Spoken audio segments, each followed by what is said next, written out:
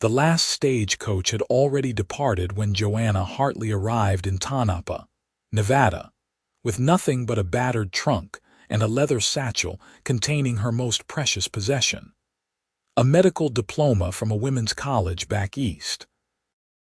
The year was 1887, and the silver mining town sprawled across the high desert like a promise half kept, all weathered wood and sun-bleached ambition. She stood on the dusty main street as the September wind whipped at her simple traveling dress, watching curious eyes peer from doorways and windows before quickly retreating behind curtains.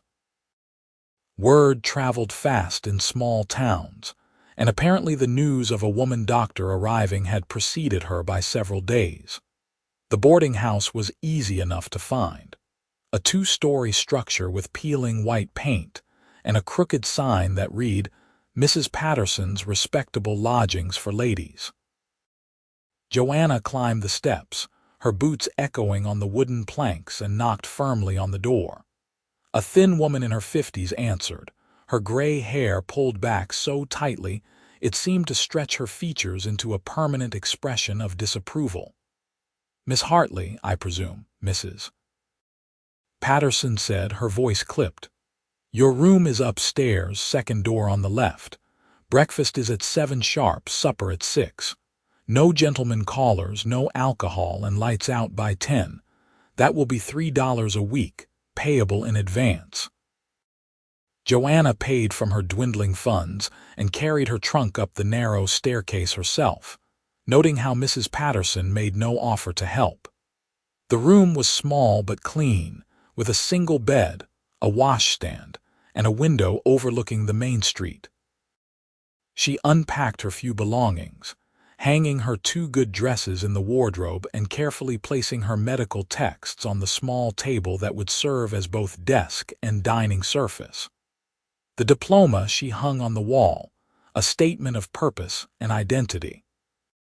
The next morning, she walked to the building she had leased sight unseen through a lawyer's correspondence. It was a small structure on the edge of the commercial district, close enough to be accessible but far enough from the saloons to maintain some respectability. The previous tenant had been a saddle maker who had moved to California, and the space still smelled of leather and oil. Joanna spent the day scrubbing floors, washing windows, and arranging the examination table and medicine cabinets she had shipped ahead. By evening, her hands were raw and her back ached, but the sign painter had finished his work. Dr. J. Hartley, physician, in neat black letters on a white board. She opened for business on a Thursday morning, wearing her most professional dress and her hair pinned up severely. Not a single patient came through the door.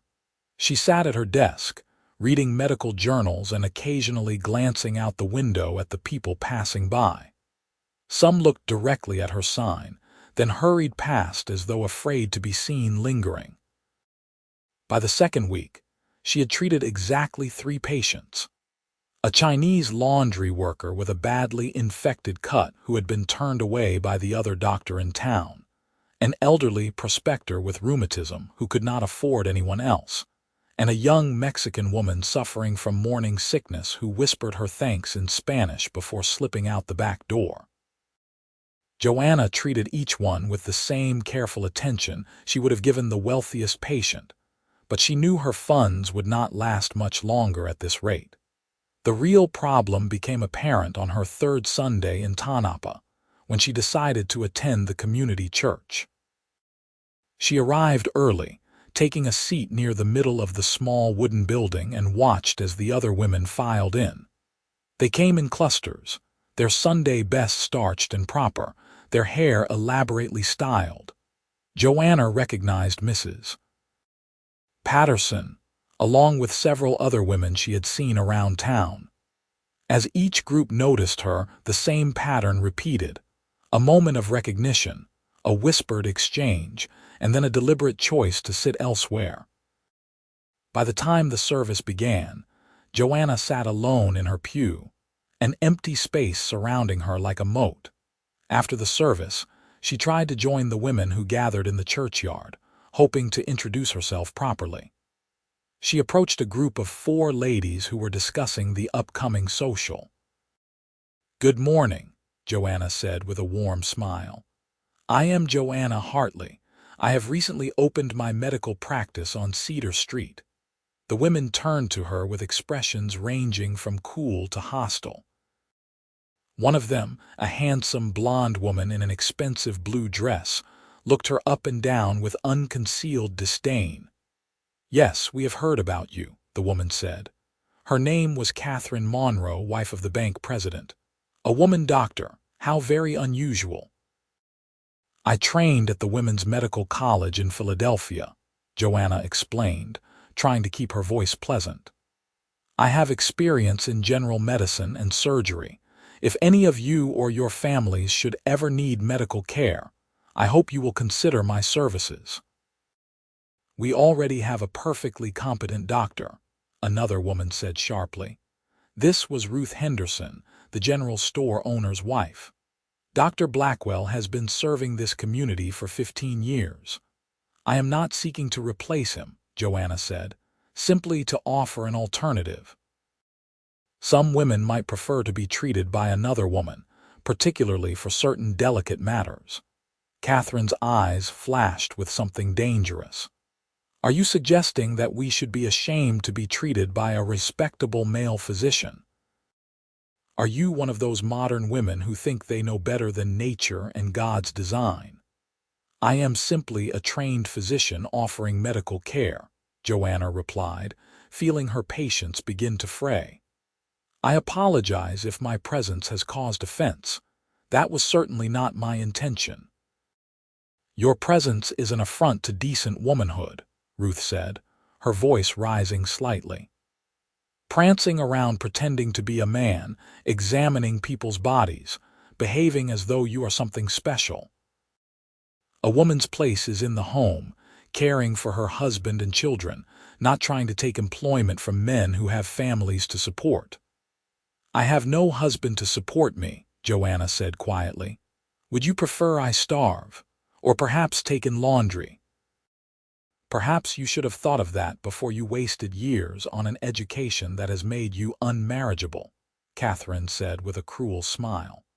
"What man wants a wife who thinks herself his intellectual superior? You have made yourself different from normal women, and now you must live with the consequences." The other women murmured their agreement, and Joanna felt her cheeks burn with humiliation and anger. She opened her mouth to respond, but Catherine had already turned her back, deliberately excluding her from the circle. The message was clear. She was not welcome among the respectable women of Tonopah. Joanna walked back to her boarding house alone, her Sunday ruined and her spirits lower than they had been since arriving. She spent the afternoon in her room, trying not to cry, trying not to regret the choices that had led her here. She had known it would be difficult, a woman in a man's profession, but she had not anticipated the complete social isolation. Back east, she had at least had her fellow students and professors, a small community of people who understood her passion for medicine. Here, she was utterly alone. The weekdays continued in the same pattern. She treated the occasional patient who had nowhere else to turn, but the respectable families of Tonopah stayed far away. She saw the other women around town, shopping at the general store or taking tea at the hotel dining room, and they treated her with chilly politeness at best, open hostility at worst. She was excluded from social gatherings, left off invitation lists, and subjected to whispered conversations that stopped abruptly when she entered a room. The loneliness was crushing. Joanna had always been independent, had always known her own mind, but she had never imagined what it would be like to be completely cut off from female companionship. She tried to tell herself that their opinions did not matter, that her work was important regardless of social acceptance, but the human need for connection gnawed at her. It was on a cold October morning that everything changed. Joanna was in her office, grinding herbs for a tincture, when she heard the sound of horses outside. She looked up to see a tall man dismounting from a dusty brown gelding. He was lean and weathered, with dark hair that needed a trim, and several days' worth of stubble on his jaw. His clothes were typical for a working cowboy: worn denims, a faded shirt, scuffed boots, and a hat that had seen better days. He tied his horse to the post and walked toward her door with a slight limp. The bell above the door chimed as he entered, removing his hat politely. His eyes were a striking gray-green, intelligent and assessing. He looked to be in his late 20s, perhaps 30 at most. "Morning, madam," he said. His voice was deep and rough, with the accent of someone who had spent his life outdoors. "Are you the doctor?" "I am Dr. Hartley," Joanna said, standing and wiping her hands on her apron. "How can I help you?" "Name is Garrett Crawford," he said. "I work at the Double C Ranch about 10 miles north of here. Got kicked by a horse 3 days ago and the leg is not healing right. My foreman said I should see the doc in town, but when I got to Dr. Blackwell's office he was drunk. It was not even noon yet, and he could barely stand up. Someone told me there was another doctor, so I figured I would give it a try, even if—" He trailed off, suddenly looking uncomfortable. "Even if I am a woman," Joanna finished for him, keeping her voice neutral. Garrett met her eyes directly. "Madam, I do not care if you are a woman, a Chinaman, or a trained circus bear. If you can look at my leg and tell me whether I need to worry about losing it, that is all that matters to me." Despite herself, Joanna felt a smile tug at her lips. "That is a refreshingly practical attitude, Mr. Crawford. Please, have a seat on the examination table and let me take a look." He limped over and sat down, rolling up his left pant leg with practiced efficiency. The leg was swollen and bruised from mid-calf to knee, with an angry red area that suggested infection was setting in. Joanna washed her hands thoroughly and then gently probed the injury, noting how Garrett winced but did not pull away. "The good news is that I do not believe anything is broken," she said after a thorough examination. "The bad news is that you have an infection starting. You should have come in 2 days ago." "I was hoping it would get better on its own," Garrett admitted. "We are short-handed at the ranch, and I did not want to leave the other men with extra work." "That is admirable but foolish," Joanna said bluntly. "If this infection spreads, you will lose more than a few days of work. You could lose the leg or worse." Garrett's expression sobered. "What do you need to do?" "I need to clean the wound thoroughly, which will hurt. Then I will apply a poultice and bandage it. You will need to keep weight off it for at least a week, and I will need to see you again in 3 days to check the progress." "A week?" Garrett protested. "Doc, I cannot. You can and you will, unless you want to be permanently crippled," Joanna interrupted firmly. "Your health is more important than any ranch work, Mr. Crawford. Now, I am going to give you something for the pain, and then we will begin treatment." She prepared a dose of laudanum, not enough to knock him unconscious, but enough to take the edge off. Then she gathered her instruments and set to work. Garrett proved to be a stoic patient, gritting his teeth through the painful cleaning process, but never complaining. Joanna worked efficiently, removing damaged tissue and flushing the wound with carbolic acid solution. She prepared a poultice of herbs and applied it carefully, then wrapped the leg in clean bandages. "There," she said, stepping back. "Keep that clean and dry. I am going to send you home with instructions for your ranch cook to prepare hot compresses twice a day. And I mean it about staying off that leg, Mr. Crawford. No riding, no working. Rest." Garrett looked down at his bandaged leg, then back up at her with something like respect in his eyes. "You know your business, doctor. Thank you." "That will be $2, Joanna said, moving to her desk to write out the instructions for the compresses. Garrett pulled coins from his pocket without hesitation. "Worth every penny, doctor." Blackwell would have charged the same and probably made it worse. He paused, then added, "Can I ask you something, Doc?" "Of course." "Why did you come here?" "To Tonopah, I mean. There must be easier places for a woman doctor to practice." Joanna was quiet for a moment, considering how much to share. "I needed a place where there was a need for medical services and where I could afford to establish a practice. Tonopah seemed to fit both requirements. But the people here are not exactly welcoming, are they?" Garrett said shrewdly. "I have been in town less than an hour, and I have already heard 3 different people muttering about the woman who thinks she is a doctor." "No, they are not welcoming," Joanna admitted.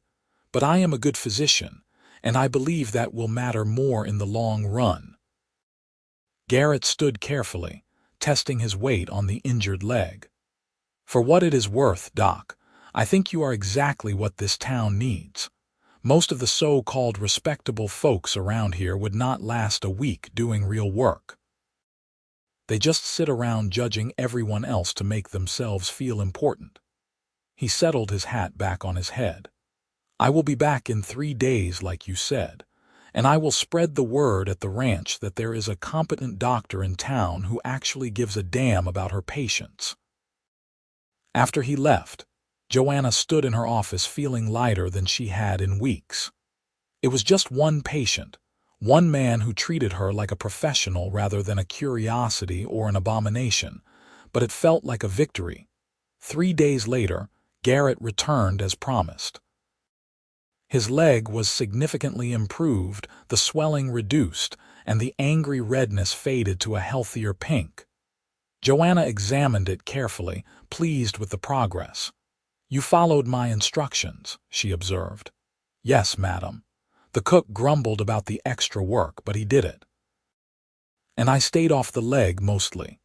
"Mostly?" Joanna raised an eyebrow. Garrett had the grace to look sheepish.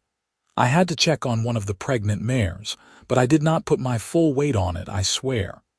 "You are a terrible patient," Joanna said, but she was smiling. "However, the leg is healing well. Give it another week of light duty only, and then you can gradually return to normal activities." "Thank you, Doc." Garrett paid her and turned to leave, then hesitated. "Would it be too forward if I said I hope to see you again? Not as a patient, I mean, just around town." Joanna felt a flutter in her chest that had nothing to do with medicine. "That would not be too forward at all, Mr. Crawford." "Garrett," he corrected with a slight smile.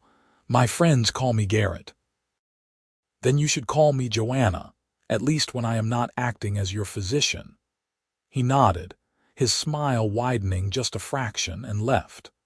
Joanna found herself thinking about him for the rest of the day, about his direct way of speaking and the respect he had shown her profession.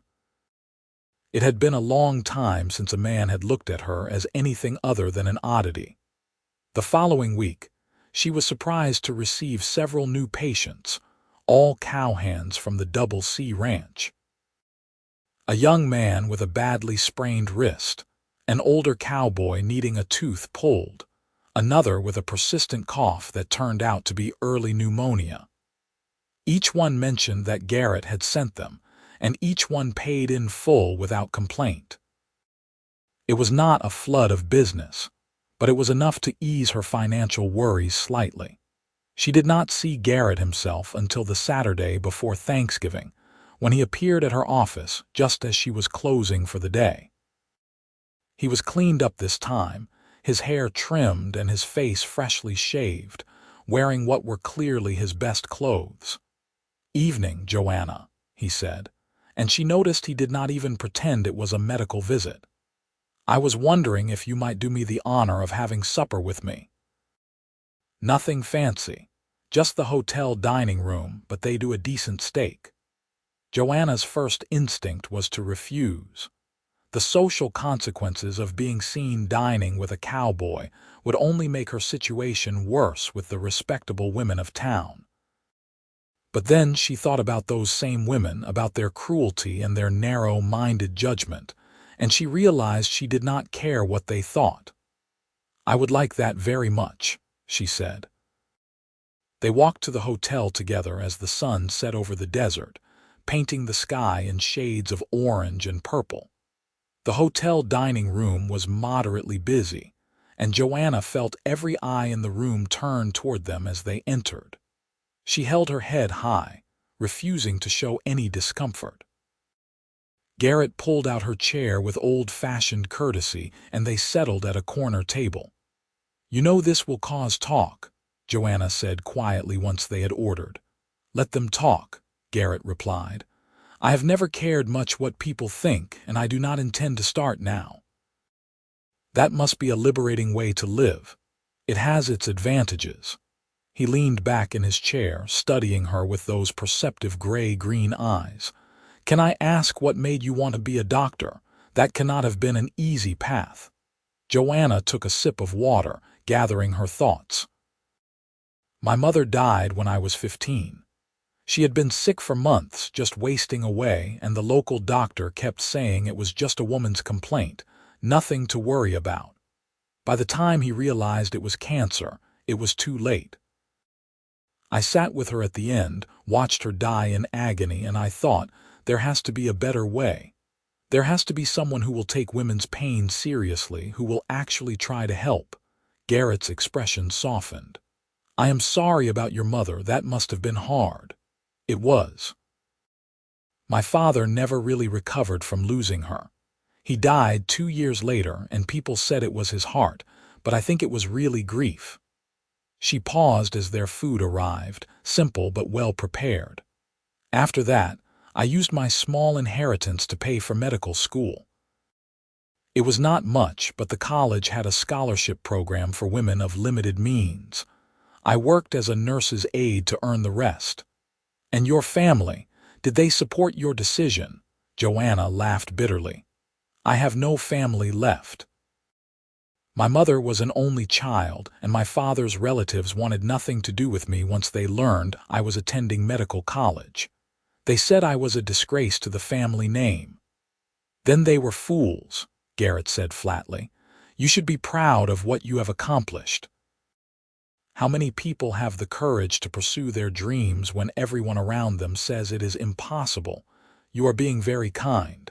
I am being honest. I do not believe in false flattery." He cut into his steak. "Can I tell you something? When I first came to your office, I expected someone hard and masculine, someone who had given up being a woman to play at being a man. But you are not like that at all. You are competent and professional, but you are also kind. You treated me like a person, not just a broken leg to be fixed." Joanna felt heat rise in her cheeks. "That is simply good medical practice. Maybe, but it is also humanity, and it is the same reason those women in town hate you." She blinked in surprise. "I do not follow." "They hate you because you prove that their assumptions are wrong," Garrett explained. "They have built their whole identity around being proper wives and mothers, around doing what society expects. And here you are, a woman alone, supporting herself, using her mind and her skills. You are living proof that women do not have to fit in the narrow little box society has built for them. That terrifies them, because it means they might have made choices based on fear rather than genuine desire." Joanna stared at him, surprised by the insight. "That is a very perceptive observation, Garrett," he shrugged. "I have spent a lot of time around horses and cattle. You learn to read behavior, to understand what is fear and what is genuine aggression. People are not that different." They talked through dinner about everything and nothing. His work at the ranch, her studies in Philadelphia, the peculiar beauty of the Nevada desert, the challenges of making a life in a hard land. Joanna found herself laughing more than she had in months, relaxing in a way she had not realized she needed. Garrett was easy to talk to, with a dry sense of humor and a way of listening that made her feel heard. As they left the hotel, Garrett offered his arm, and Joanna took it. The November night was cold, stars brilliant overhead in the clear desert air. They walked slowly back toward her boarding house, neither of them in a hurry for the evening to end. "Can I see you again?" Garrett asked when they reached Mrs. Patterson's front steps. "Not as your patient, just as myself." "I would like that," Joanna said softly, "but you should know that being seen with me will not help your reputation in this town." Garrett laughed. "Joanna, I am a 30-year-old cowboy who owns nothing but a horse and a saddle and lives in a bunkhouse with 15 other men. I do not have a reputation to protect, but you do, and I do not want to make things harder for you. The women of this town have already decided what they think of me," Joanna said. "I would rather have one genuine friend than 100 false ones." "Friend," Garrett repeated, and there was something in his voice that suggested he hoped for more than friendship, but he was too much of a gentleman to push. "I can work with that, for now." He tipped his hat and walked back toward the livery stable where he kept his horse, and Joanna went inside, her heart feeling lighter than it had in months. Mrs. Patterson was waiting in the parlor, her face pinched with disapproval. "Miss Hartley, I feel I must inform you that several of my other boarders have expressed concern about your conduct. Dining publicly with a common cowboy, walking through the streets unchaperoned. This is a respectable establishment. I am a grown woman and a professional, Mrs. Patterson," Joanna said evenly. "I will associate with whomever I choose. If your other boarders have concerns, they are welcome to speak to me directly." The older woman's lips thinned. "Very well, but I warn you, behavior like this will only confirm what everyone is already saying about you." Joanna did not bother to respond, simply climbing the stairs to her room. She lay in bed that night replaying the evening in her mind, remembering the way Garrett had looked at her, the easy companionship they had shared. For the first time since arriving in Tonopah, she felt a spark of hope that maybe, just maybe, she could build a life here that included both her profession and personal happiness. Over the following weeks, Garrett found excuses to come to town regularly. Sometimes he needed medical supplies for the ranch. Sometimes he claimed to be checking on his leg, and sometimes he was simply honest about wanting to see her. They fell into a pattern of Saturday evening dinners and Sunday afternoon walks in the hills outside town, away from prying eyes. Joanna learned that Garrett had been working ranches since he was 15, after his own parents had died in a cholera outbreak. He had no formal education beyond basic reading and writing, but he was intelligent and curious, asking her questions about medicine and science that showed a keen mind. He had a particular fascination with how the body healed itself, how bones knit and wounds closed. "It is remarkable when you think about it," he said one Sunday as they sat on a flat rock overlooking the valley. "The body just knows what to do. You help it along, but the real work is happening at a level we cannot even see." "That is true," Joanna agreed, "and it is one of the most frustrating parts of medicine. Sometimes you do everything right and the patient still does not heal. Other times they should die by all logic, but they pull through anyway. My foreman says medicine is half science and half luck." "Your foreman is not entirely wrong," Joanna admitted with a smile. Garrett turned to look at her, his expression suddenly serious. "Can I ask you something personal?" "Of course. Do you ever regret it, choosing medicine over a traditional life?" Joanna considered the question carefully. "Sometimes I am lonely. I would be lying if I said otherwise, but I have never regretted my choice to become a doctor. Even on the hardest days when patients die or treatments fail, I know I am doing important work. I am helping people. That matters more than social approval or an easy life." "You are a remarkable woman, Joanna Hartley," Garrett said quietly. "I am just a woman who made different choices," she replied. "That does not make me remarkable." "Yes, it does, because different is not easy. Different takes courage." He reached over and took her hand, his calloused fingers warm around hers. "Different is what I was looking for." Joanna's breath caught in her throat. "Garrett, I know it is too soon," he interrupted gently. "I know we have only known each other a few months, but I wanted you to know how I feel. You do not have to say anything back. I just needed to say it out loud." She looked at their joined hands, feeling the solid reality of his touch, and realized that somewhere along the way, she had fallen in love with this cowboy who saw past her profession to the woman beneath. "It is not too soon," she whispered. "I feel the same way."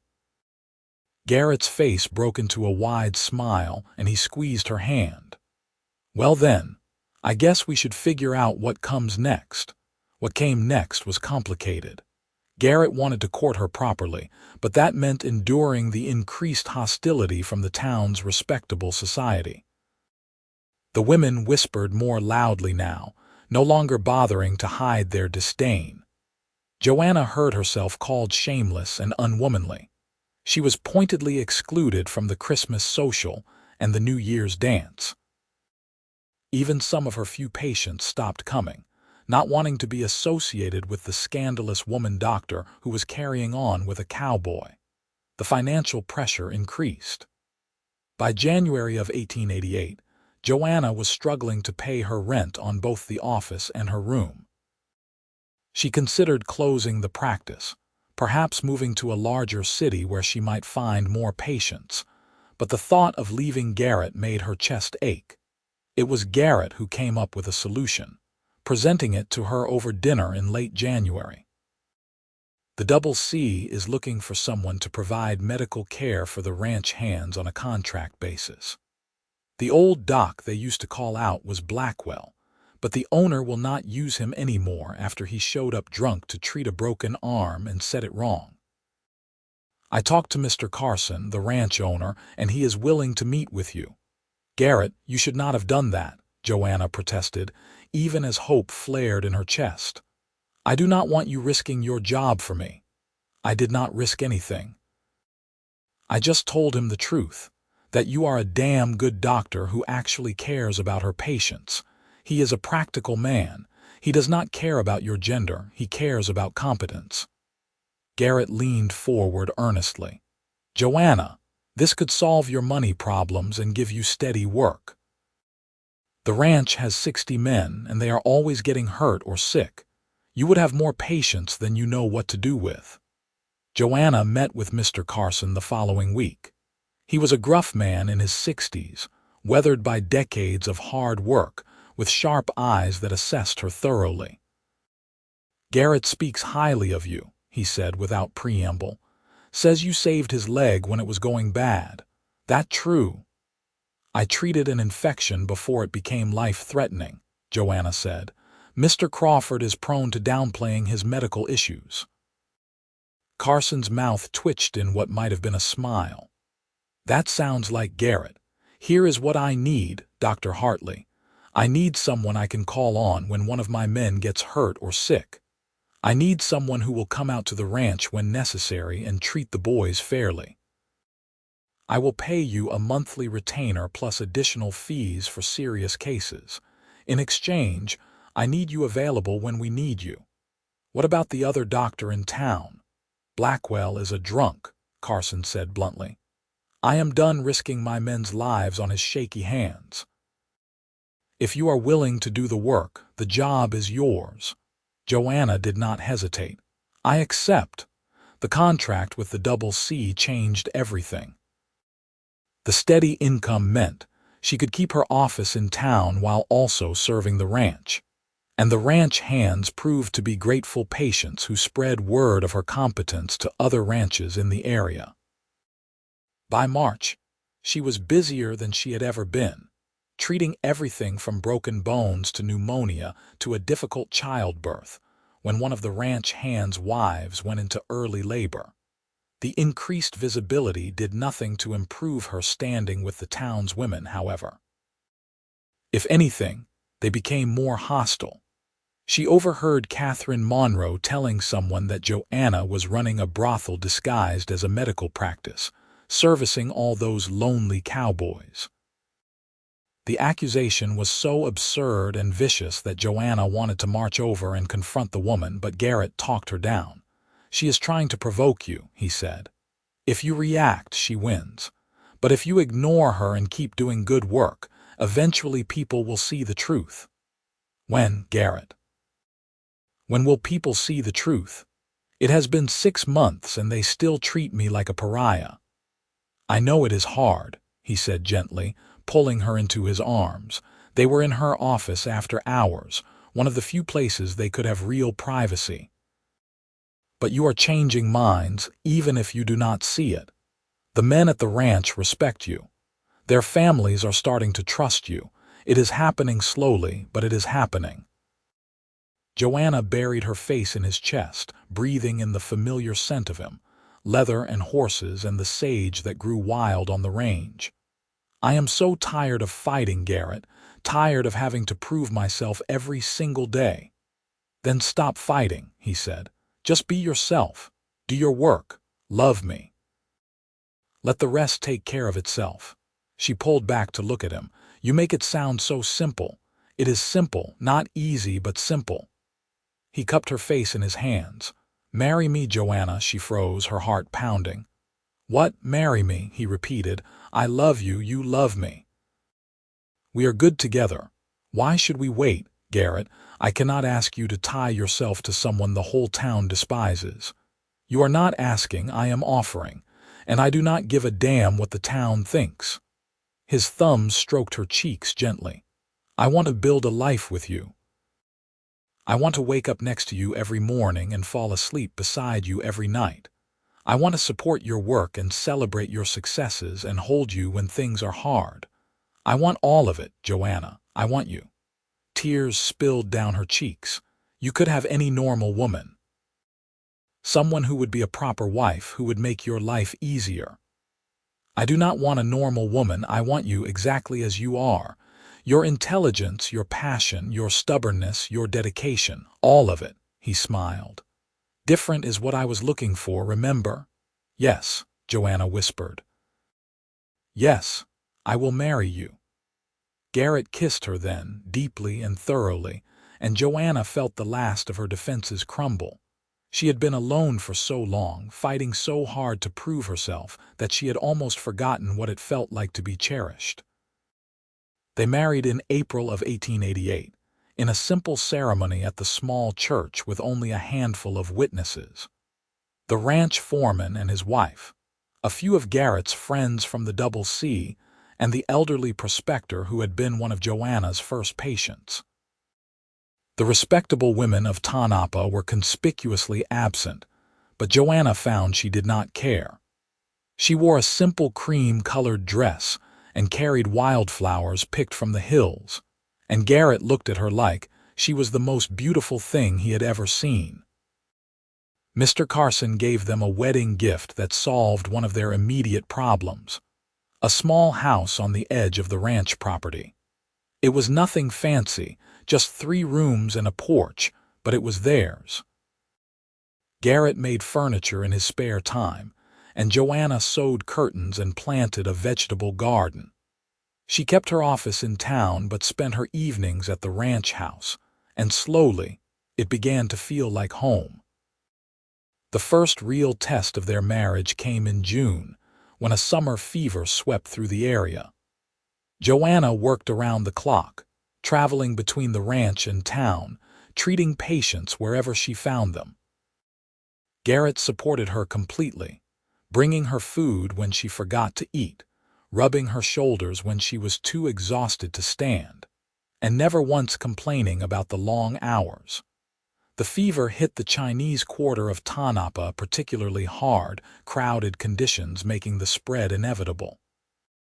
The other doctor refused to treat them, claiming he was too busy with his regular patients. Joanna went into the quarter without hesitation, setting up a makeshift clinic in the largest laundry.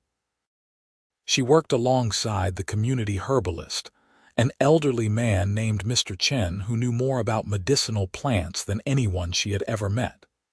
Together, they saved more than a dozen lives.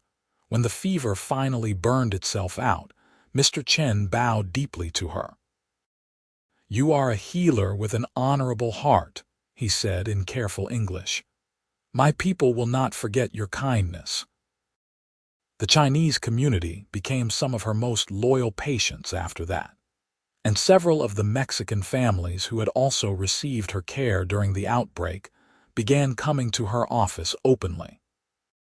It was not acceptance from the white establishment, but it was something, a growing community of people who valued her skills over her gender. The real breakthrough came in September, almost a year after she had first arrived in Tonopah. Catherine Monroe's youngest daughter, Emily, developed severe abdominal pain that Dr. Blackwell diagnosed as simple indigestion.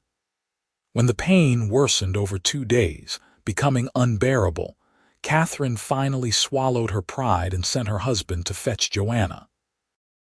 Joanna arrived to find the 15-year-old girl writhing in agony, her abdomen rigid and fever climbing. One look was enough to make the diagnosis: appendicitis, and it had likely already burst. "She needs surgery immediately," Joanna told the terrified parents. "The appendix has ruptured.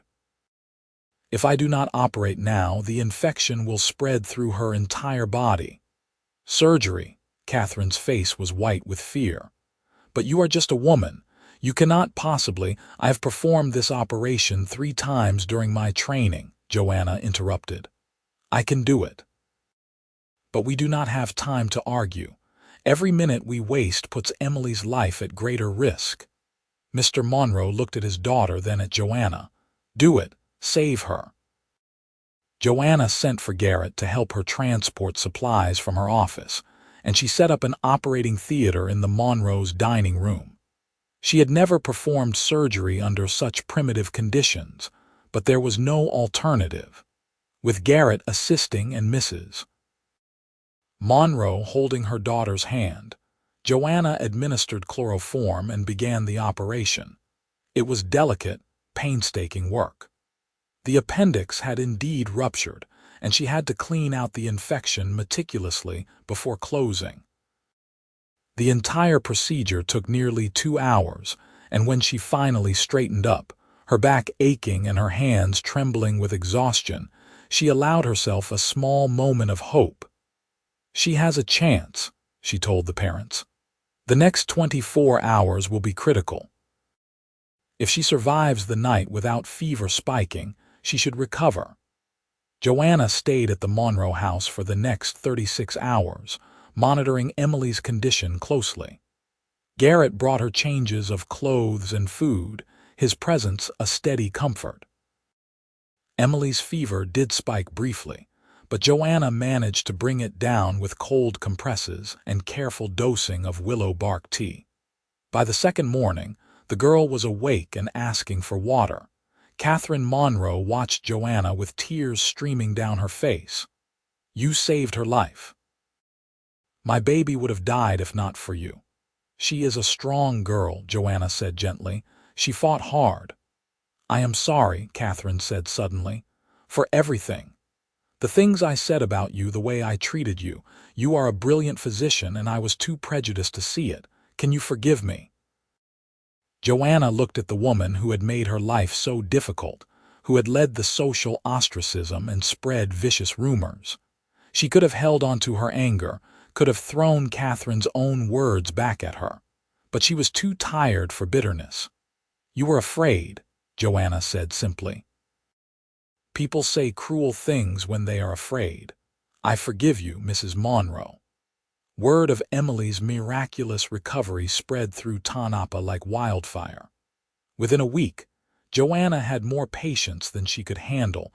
Respectable families who had previously shunned her now lined up at her office. Catherine Monroe became one of her most vocal supporters, telling anyone who would listen about the woman doctor who had saved her daughter's life. The social transformation was gradual but real. Joanna was invited to the ladies' auxiliary meeting, then to a church social, then to join the committee planning the harvest celebration.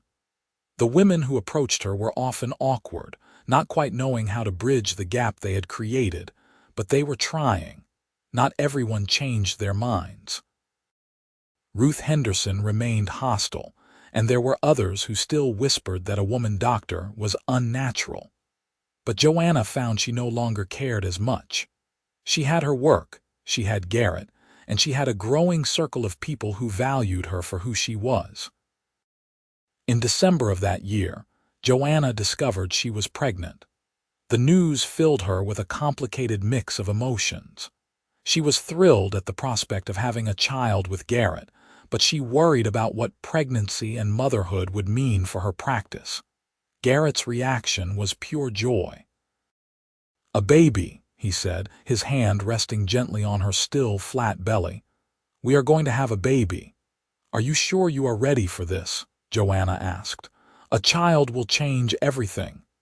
"Everything already changed when I met you," Garrett said. "This is just the next chapter." Joanna continued working throughout her pregnancy, though she had to gradually reduce her more strenuous activities. The women of Tonopah, particularly those who had previously been hostile, were surprisingly supportive. Catherine Monroe organized a quilting bee to make baby blankets. Other women brought preserves and offered advice. It was as though her impending motherhood made her finally, fully acceptable in their eyes. She tried not to be bitter about it, tried to simply accept the olive branch being offered. But there was a part of her that wondered if they would have ever accepted her, if she had not proven she could be both a doctor and a mother, both professional and feminine. Their son was born in July of 1889, a hot summer night when the desert air shimmered with heat. The birth was long and difficult, and Joanna understood for the first time the true terror her patients felt when bringing new life into the world. But Garrett was there beside her, holding her hand and whispering encouragement, and when she finally heard her baby's first cry, everything else fell away. They named him Thomas, after Garrett's father. He had Garrett's gray-green eyes and Joanna's dark hair, and from the moment she held him, Joanna knew she would do anything to protect this tiny person. Motherhood was harder than she had anticipated.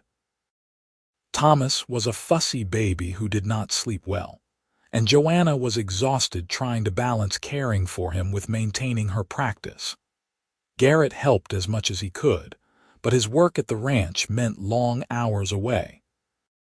There were times when Joanna stood in her office, bouncing a crying baby and trying to examine a patient, and wondered how she was going to make everything work.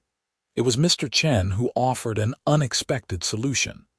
His granddaughter, May, was 16 and looking for work. She could help care for Thomas during the day when Joanna needed to see patients. The arrangement worked beautifully. May was gentle and patient with the baby, and Thomas seemed to calm in her presence in a way he did not with anyone except his parents. The other women in town clucked their tongues at Joanna leaving her baby with a Chinese girl, but she ignored them. May was trustworthy and loving, and that was what mattered. As Thomas grew from an infant into a toddler, Joanna found her stride.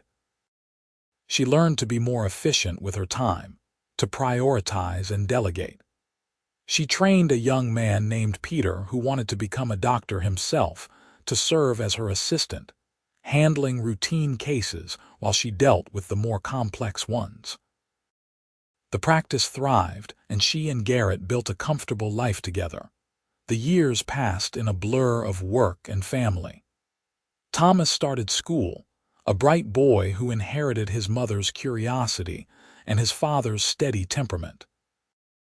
Garrett was promoted to foreman at the Double C, a recognition of his hard work and leadership. And Joanna became an established, respected part of Tonopah's community. In 1892, She was asked to speak at the dedication of the new schoolhouse about the importance of education for both boys and girls. Standing before the assembled townspeople, she looked out at the crowd and saw Catherine Monroe and the other women who had once shunned her now applauding her words. She saw the Chinese and Mexican families who had trusted her when no one else would. She saw Mr. Carson and the ranch hands from the Double C, and she saw Garrett, standing at the back with 4-year-old Thomas on his shoulders, his face filled with pride.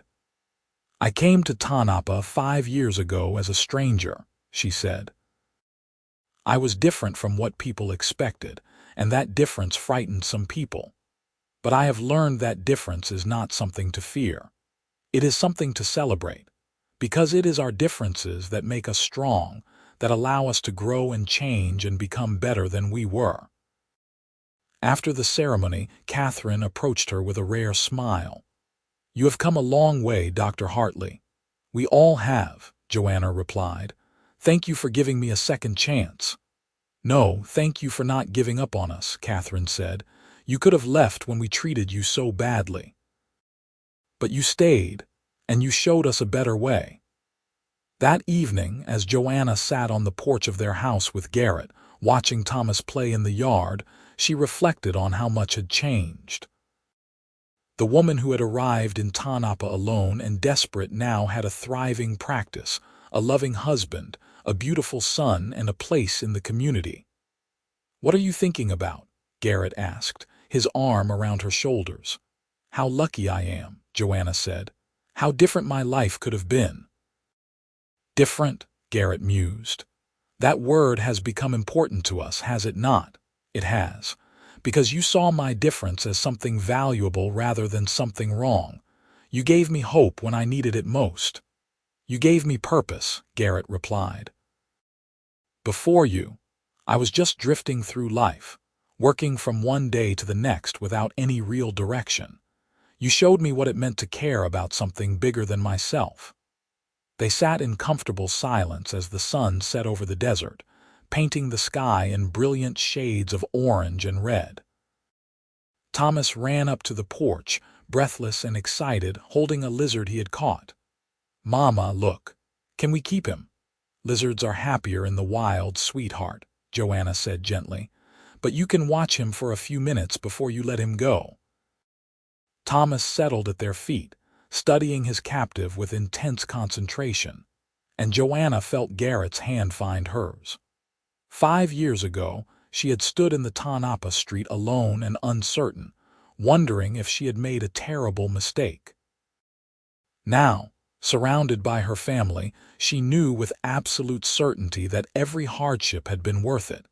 In 1894, Joanna gave birth to their second child, a daughter they named Sarah. The birth was easier than Thomas's had been, and Sarah proved to be a calm, contented baby who slept through the night from the beginning. Thomas was thrilled to be a big brother, though he was slightly disappointed that the baby could not immediately play with him. The practice continued to grow. Joanna took on a second assistant and began offering lectures on basic health and hygiene to the community. She worked with Mr. Chen to document his knowledge of herbal remedies, creating a comprehensive guide that combined Western and Eastern medical approaches. It was groundbreaking work, and she sent copies to several medical journals back east.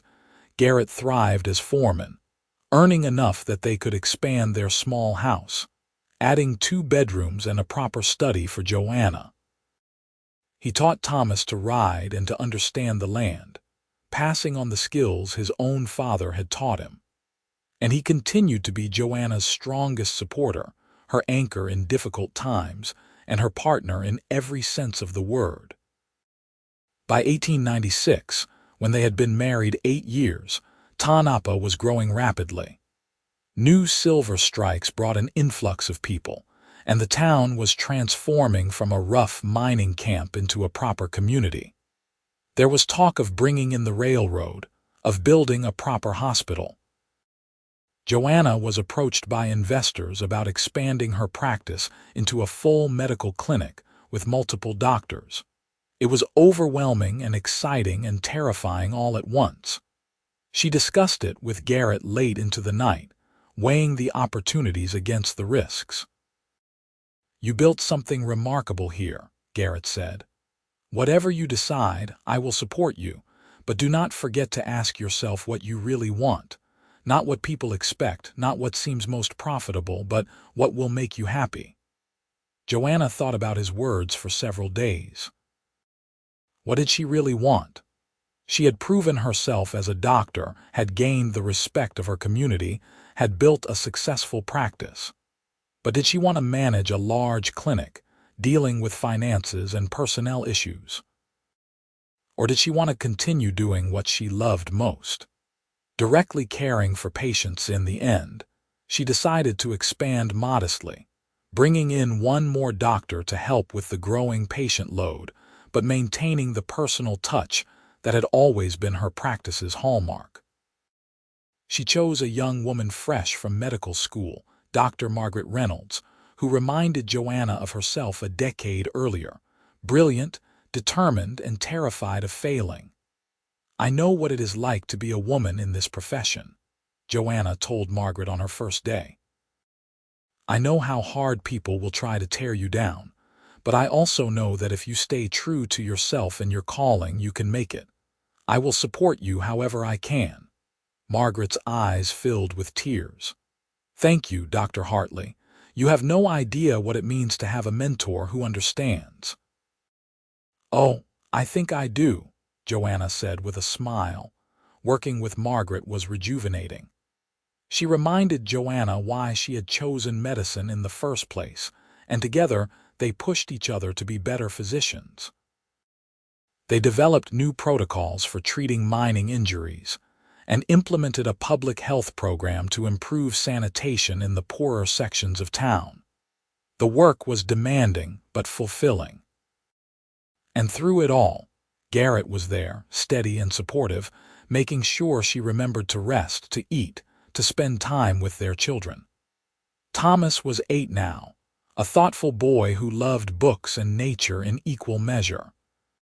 Sarah was 2, a whirlwind of energy who seemed determined to explore every inch of the world. In 1898, Joanna discovered she was pregnant again. She was 35 now, older than was typical for bearing children, and she knew the risks. But she and Garrett had always wanted a large family, and they welcomed the news with joy. This pregnancy was more difficult than her previous ones. Joanna experienced severe morning sickness and exhaustion that lasted well into the second trimester.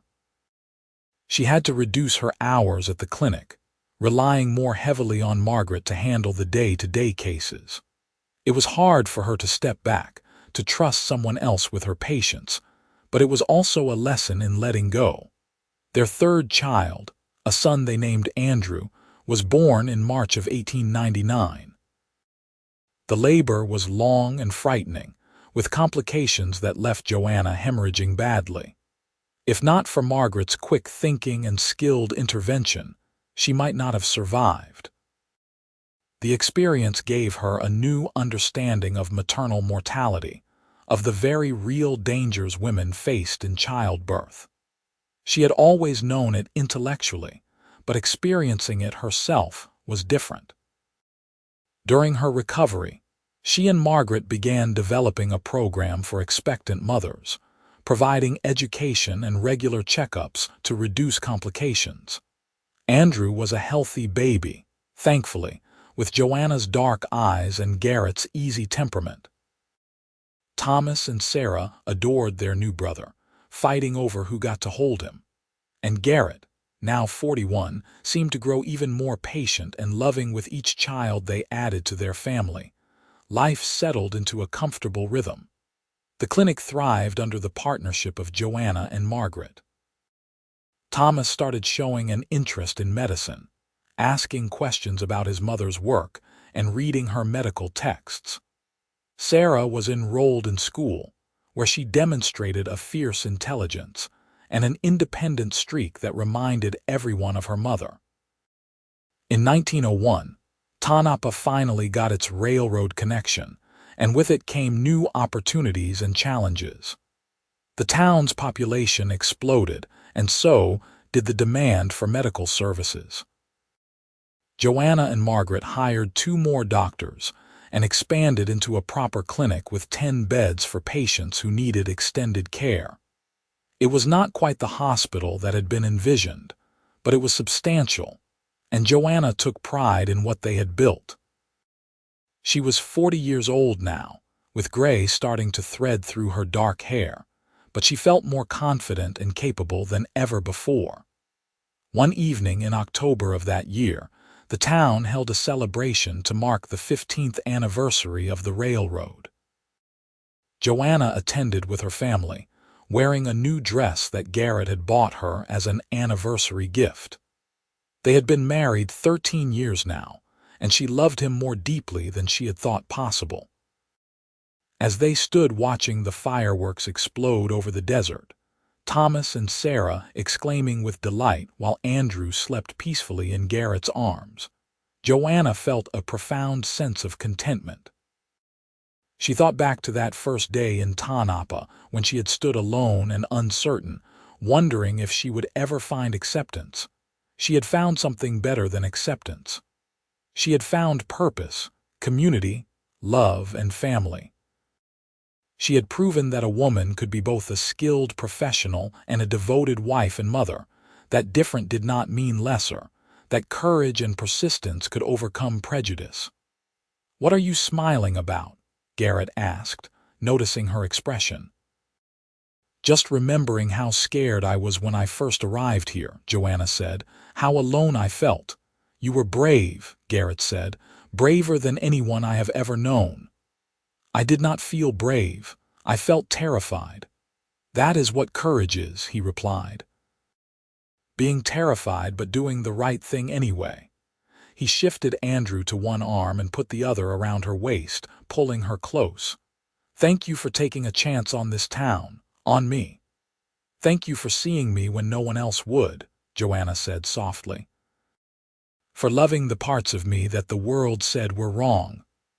"Those parts were never wrong," Garrett said firmly. "They were just different, and different is what I was looking for." They stood together under the Nevada stars, their children around them, and Joanna knew that she had found exactly where she belonged.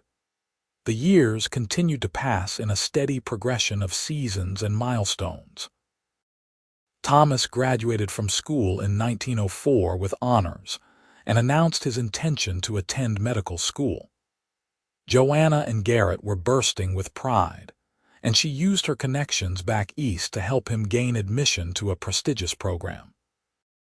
Sarah, at 8 years old, was already declaring that she intended to be a lawyer, inspired by a woman attorney who had briefly passed through Tonopah on legal business. "If Mama can be a doctor, I can be a lawyer," she announced with perfect logic, and Garrett just laughed and agreed. Andrew was 5 now, a sweet boy who loved animals and spent hours following the ranch hands around, learning about horses and cattle. He had none of Thomas's intellectual intensity or Sarah's fierce independence, but he had a kind heart and a gentle way with creatures that reminded Joanna of Garrett. The clinic continued to grow and evolve. In 1905, they opened a separate maternity ward, implementing the programs Joanna and Margaret had developed for expectant mothers. The maternal mortality rate in Tonopah dropped significantly, and women came from surrounding areas specifically to give birth under their care. Joanna was invited to speak at medical conferences about her work, and she wrote several papers that were published in prominent journals. She was becoming known not just as a woman doctor, but as an innovator in public health and maternal care. It was gratifying, but she never forgot the early days when she had struggled just to be taken seriously. She made it a point to mentor young women who wanted to enter medicine, offering advice and support and sometimes financial assistance.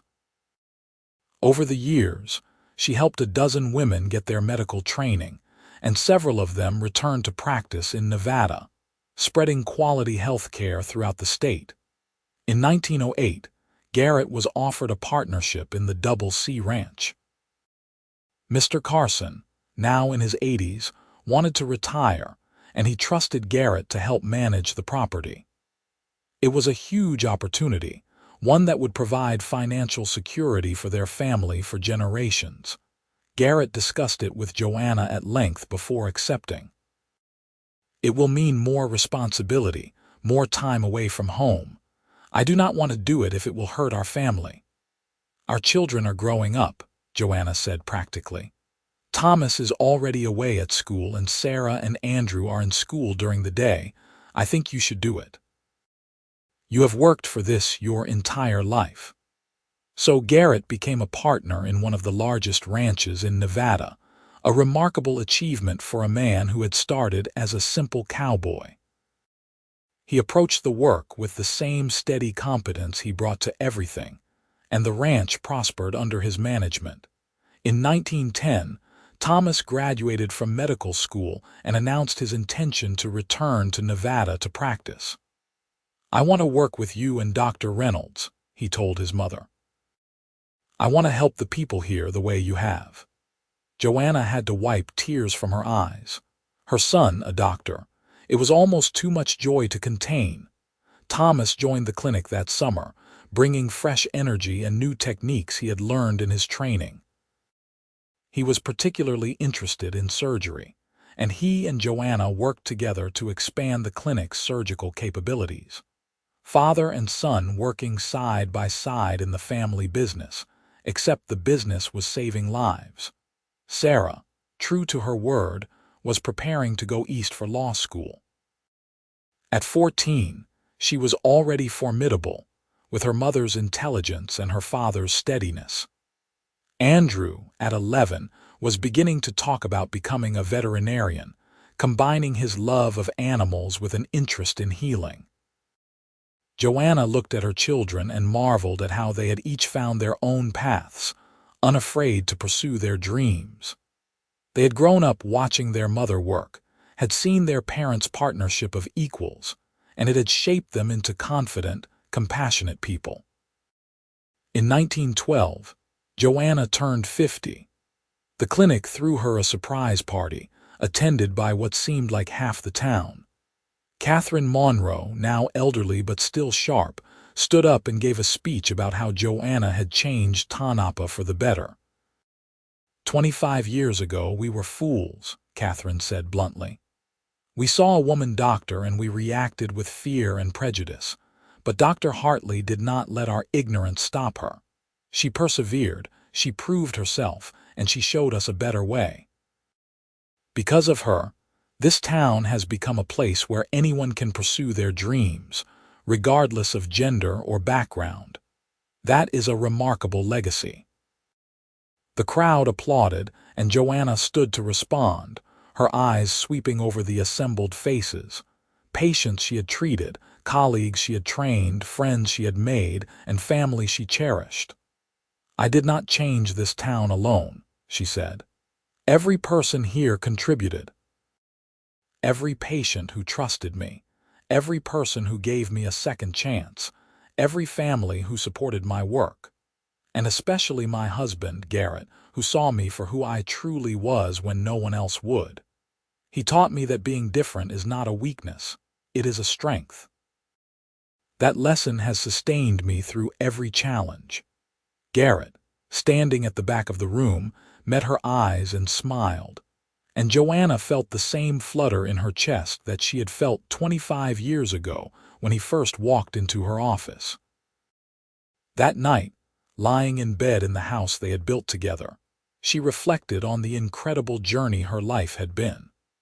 From a lonely, frightened young woman arriving in a hostile town to a respected physician with a thriving practice and a beautiful family. It had not been easy, but it had been worth every struggle. "Do you ever regret it?" she asked Garrett. "Marrying me, I mean. Your life would have been simpler with a normal wife." Garrett pulled her close, his arms strong and warm around her. "I have never regretted a single moment."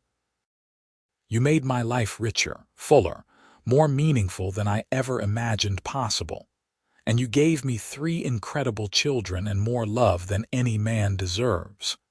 "You deserve everything good," Joanna said softly.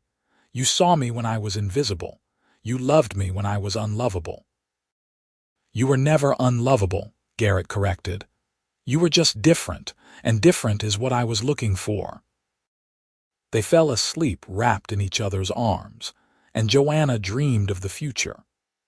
Of grandchildren she would help bring into the world, of Sarah breaking barriers in the legal profession, of Andrew caring for animals with the same compassion she brought to her human patients, of Thomas carrying on her medical legacy. The years ahead would bring their own challenges and joys. There would be setbacks and triumphs, losses and victories. But through it all, Joanna would have what she had always wanted: a life of purpose and meaning, the ability to use her skills to help others, and the love of a good man who saw her for exactly who she was. In 1915, Thomas married a schoolteacher named Elizabeth, and they gave Joanna and Garrett their first grandchild the following year, a daughter named Joanna Catherine.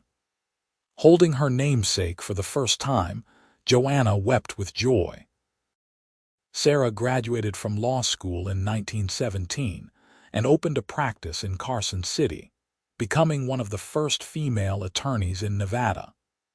She fought for women's suffrage and workers' rights, carrying on her mother's legacy of breaking barriers. Andrew went to veterinary school and returned to work alongside Garrett at the ranch, caring for the animals with skill and compassion.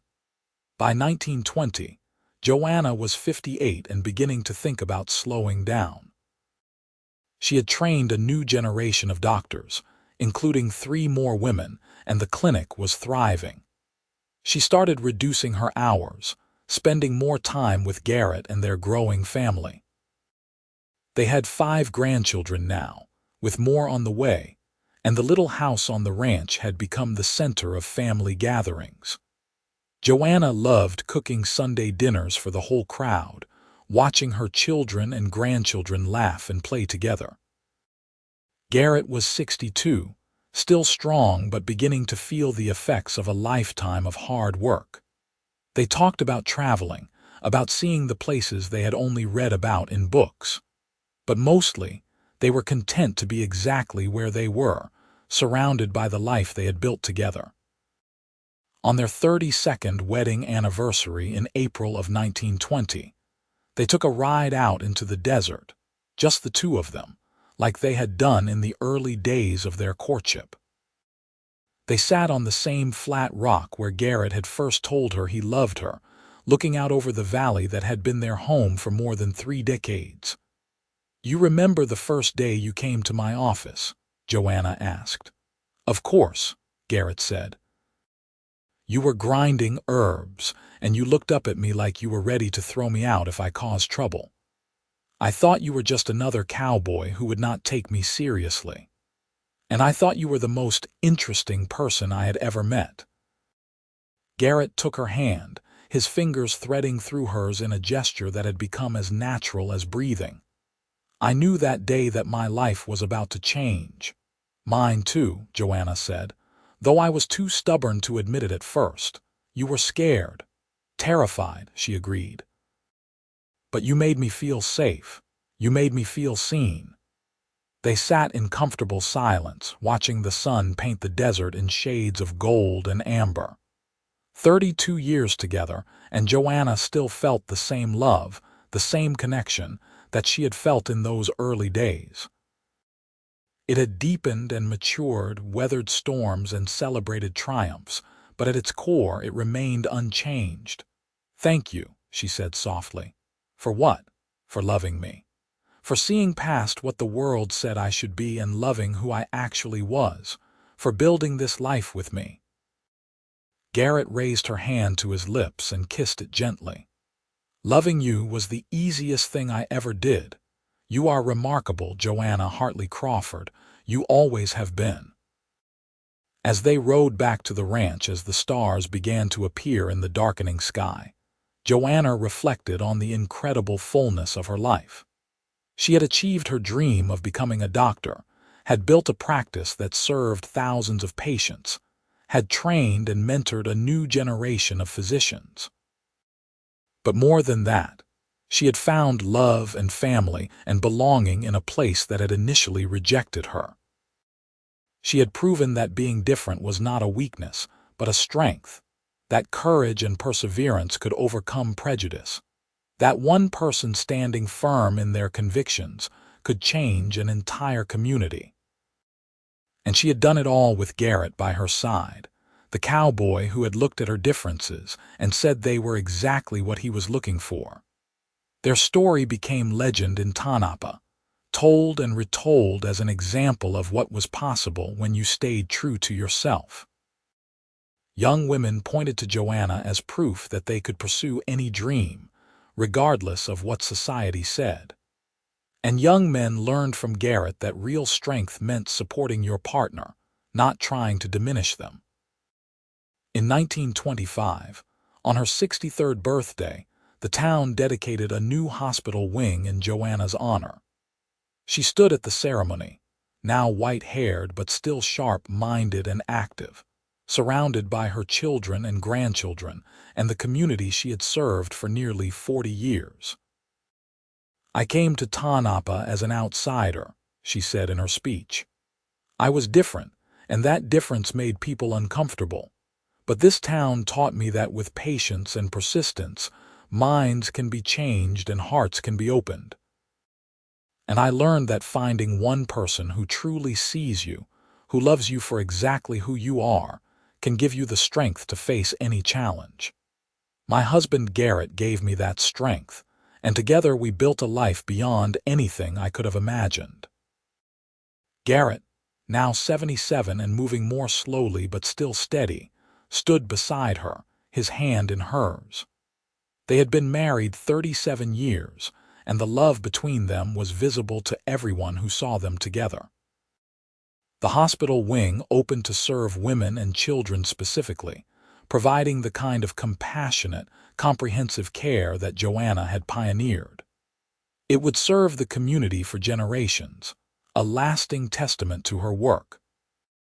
As the years continued to pass, Joanna gradually retired from active practice, though she remained involved in training and mentoring.